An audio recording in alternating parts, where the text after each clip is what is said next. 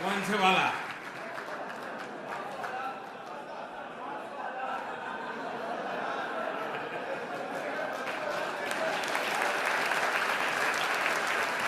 आपको भी पता है कि अचानक 8 तारीख को रात को 8 बजे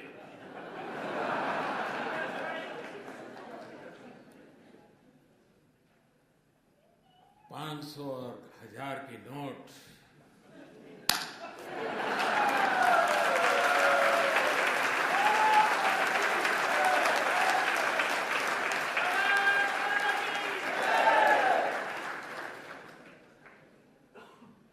मैं 125 करोड़ देशवासियों को नमन करता हूं, सलाम करता हूं।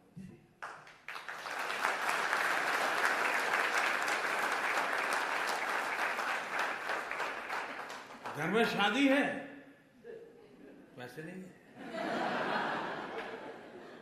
मां बीमार है, 1000 की नोटों का थप्पा है, लेकिन मुश्किल है। इन सब के बावजूद भी तकलीफ है, ये पता है, खुद को है पता है, अड़ोस पड़ोस को है पता है, उसके बावजूद भी लोग मुंह में उंगली डाल डाल करके पूछवाते थे, मोदी को कुछ बोलो, कुछ मोदी के खिलाफ बोलो। ऐसा भी चल रहा है। लेकिन मैं देश के लोगों को 100 सलाम करता हूं।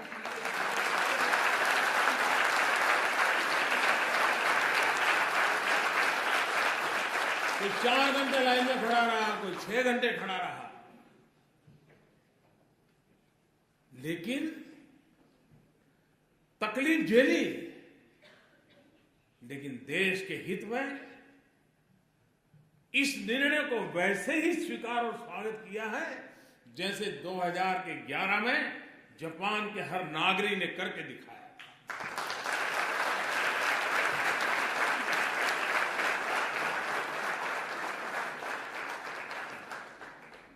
कुछ स्थान पर तो लोग 5-5 घंटे खड़े थे और अचानक एटीएम काम करना बंद कर दिया, तो भी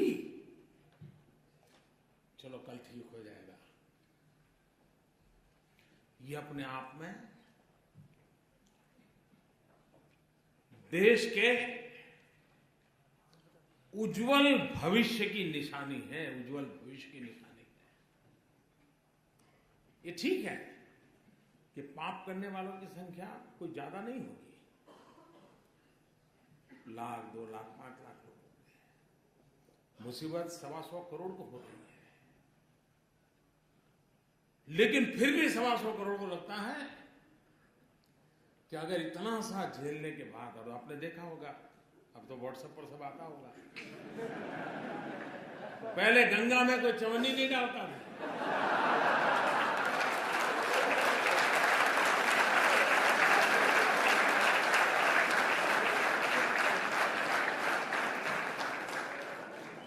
नोटें बह रही है गंगा।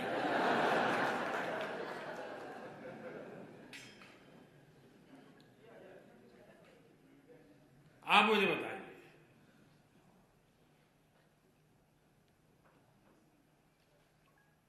चोरी का माल निकलना चाहिए नहीं निकलना चाहिए? सामान्य मानवी को शिकायत ये होती है कि आप एक को फायदा हो दूसरे को नुकसान हो, तो उसको लगता है भाई कानून सबके 500 की नोट गई, सबके 1000 की नोट गई, मोदी की भी 1000 की नोट अब बाजार में चलने वाली नहीं है, तो लोग कहते भाई ये बढ़िया है। ऐसा होना चाहिए, हर एक के लिए समान उसका असर है। और इस कारण, इस निर्णय से मुझे भी पता नहीं था कि मुझे ऐसे आशीर्वाद मिलेंगे, जिस आशीर्वाद के शायद मैं जब सोच रहा था कि ये करूंगा तो क्या क्या तकलीफ आएगी, क्या क्या फायदा होगा, वो तो मैं सोचा ही नहीं था। मैं दिमाग खपा रहा था कैसे करूं कैसे, और अच्छा एक काम ऐसा था कि लोगों से बता भी नहीं सकता था, अचानक करना पड़े वरना तो खेल खत्म। जो लोग इतना जमा कर सकते हैं वो अपनी जगह भी कर सकते हैं, तो इसलिए इसको सीक्रेट रखना भी जरूरी था। तो मैं सोच रहा था ये तकलीफ होगी, ये तकलीफ होगी, ये मुश्किल होगा, तो हमारी छोटी सी टीम थी, बैठ करके रास्ते खोद रहे थे, लेकिन मैंने ये नहीं सोचा था उसमें से मुझे कोई आशीर्वाद भी मिलेंगे। जब लोगों को पता चला कि किसी गृहिणी के, कि हर महिला सब्जी लेने जाती थोड़ा बचा लेती है, साड़ी के पल्लू में बांध के रखती है, घर में सब खाली हुआ, मुसीबत आई वो निकाल के दे देगी, लो जाओ जाओ ले जाओ। हमारे देश में महिला कुछ न कुछ बचा के रखती है, और ईमानदारी का होता है, कोई बेईमानी का पैसा नहीं होता है। जब हमने कह दिया कि अगर किसी गृहिणी का 2.5 लाख रुपया अगर वो बैंक में जमा कर देगी तो सरकार उसको नहीं पूछेगी कि ये 2.5 लाख रुपए कहां से आए थे।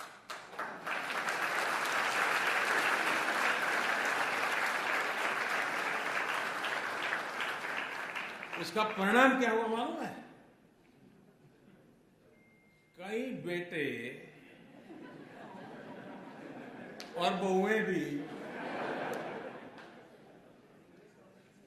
जो वृद्धाश्रम में मां को रख के आए थे, उन्होंने 2.5 लाख रुपए जमा करा दिया मां के खाते में।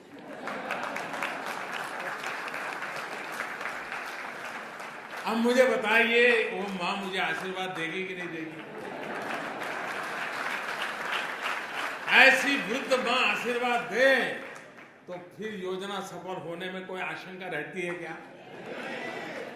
भाइयों बहनों, ये बहुत बड़ा स्वच्छता का अभियान है। ये किसी को परेशान करने के लिए नहीं है। तकलीफ हुई है, तकलीफ तो होती, मुझे भी अंदाज, मैंने पहले दिन भी कहा था, जब 8 तारीख को मैंने राष्ट्र के नाम संबोधन किया तब भी कहा था कि इतना बड़ा देश है, 50 दिन दिए, जल्दबाजी करने की जरूरत नहीं, 50 दिन दिए हैं, जाकर के अपने जो ईमानदारी के हक के पैसे हैं वो जमा कराएं, बदले में उनको खाते में पैसे आ जाएंगे। लेकिन मैं इस बात को स्पष्ट मानता हूं, बिना हिसाब का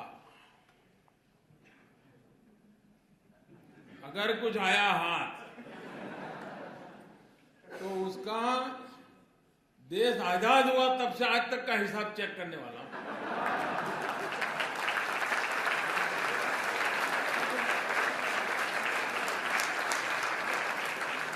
जितने लोगों को नए लाना पड़ेगा ला करके भी इस काम में लगाऊंगा।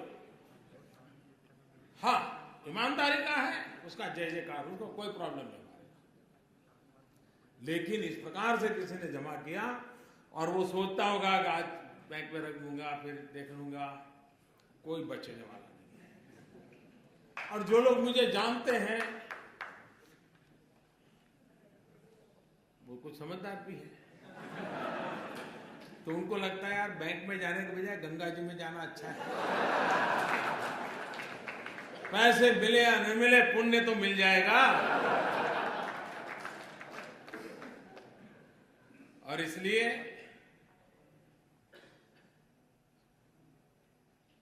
देश को मैं फिर एक बार, आज पहुंचते ही फिर से भी मैं लोगों को बार बार कहने वाला, ईमानदार लोगों की रक्षा करने के लिए मेरी सरकार सब कुछ करेगी और बेईमानों को तो हिसाब चुकता होके ही रहेगा।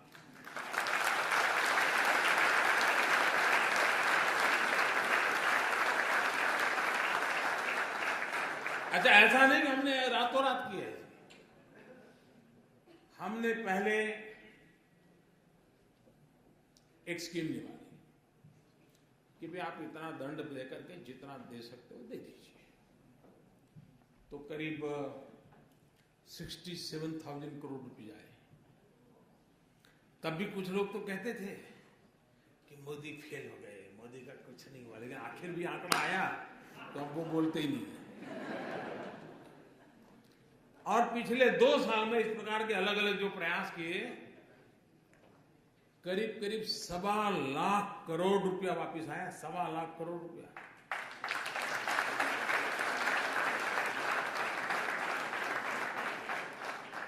तो मौका दिया था, ऐसा नहीं कि नहीं दिया था, लेकिन फिर भी अगर आपको लगता है कि वैसे ही है पहले जैसे थे, तो फिर गलती मेरी नहीं है।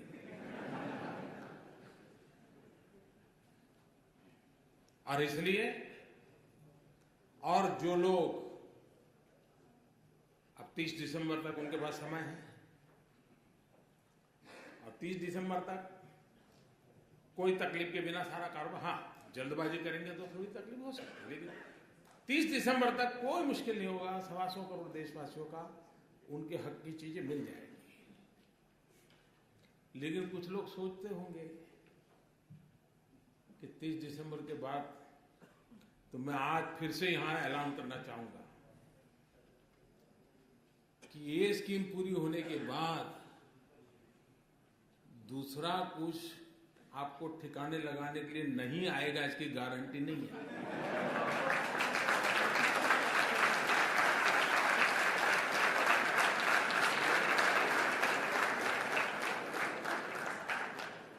अब दुनिया इतनी बदल चुकी है, हमने मुख्य धारा में, आप ठीक है पहले कर लिया भाई, मैंने मौका दिया है, आ जाइए।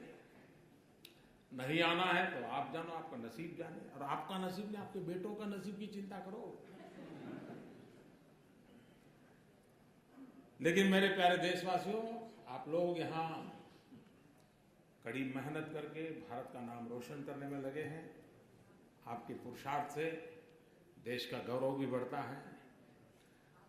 दुनिया में जहां भी जाते हैं, भारतीय समुदाय के व्यवहार की बहुत ही सकारात्मक चर्चा विश्व में जहां जहां भारतीय समुदाय रहता है उनसे मिलती है सुनने के लिए, और उसके कारण भारत की साख भी बढ़ती है, भारत की प्रतिष्ठा भी बढ़ती है। तो ये आप लोगों का बहुत बड़ा योगदान है। मैं फिर एक बार आप सबको मिलने का मुझे अवसर मिला, मैं आपका बहुत बहुत धन्यवाद करता हूं, और मैं आपको विश्वास दिलाता हूं कि अब हिंदुस्तान निरंतर आगे बढ़ने वाला है, विकास की नई ऊंचाइयों को पार करने वाला है। जो सपने आप दुनिया में जाकर के दुनिया देखते हो, और जो अच्छी चीजें आप हिंदुस्तान में चाहते हो, वो सभी अच्छी चीजें हिंदुस्तान में होना संभव हो चुका है, होके रहेगा। बहुत बहुत धन्यवाद।